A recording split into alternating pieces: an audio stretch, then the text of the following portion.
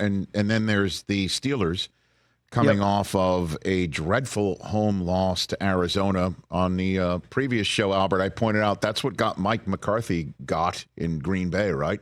After a long time, we know you got a trophy in the case. You've been here a while.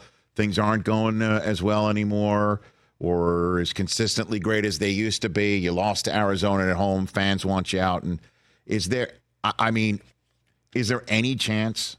Because Steeler fans are just beating drums about getting rid of Tomlin.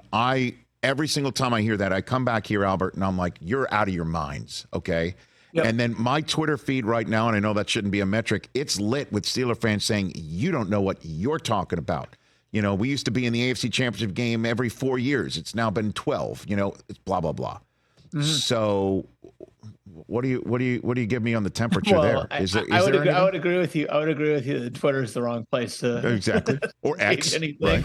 The factory of negativity. But it's nonstop. I mean, it's truly, and I might get some phone calls today too. I don't think they'd fire Tomlin. Ever. Let's start there. Right. But I do think look, the Rooneys are there every day. Like, this is their family business, and they're in there every day, and they understand the ins and outs of the way things work in their organization. So for there to be a mid-season firing of an offensive coordinator is, antithetical to the way that they've run their business over the last 50 years. And I think it was the first time a coach has been fired in midseason since the 40s. Was that the number, right? I think it was Burt Bell in 1941 or something right. like that. Yep. Mm-hmm. Is that right? Yeah. Yep. Uh-huh.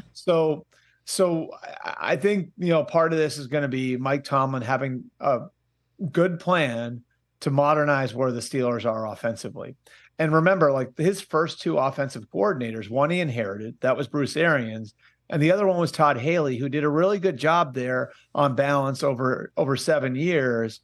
And Todd was sort of a Steeler legacy. His dad was the guy who built the rosters in the 70s. So in both cases, it was sort of somebody that Mike Tomlin inherited. So what's happened since then hasn't been good on the offensive side of the ball, whether you're going back to hiring, Roethlisberger's buddy as your offensive coordinator, to going to Mike Canada, going from Randy Fichtner to Matt Canada, and then going from Matt Canada now. And we'll see how this works out with Faulkner and Sullivan.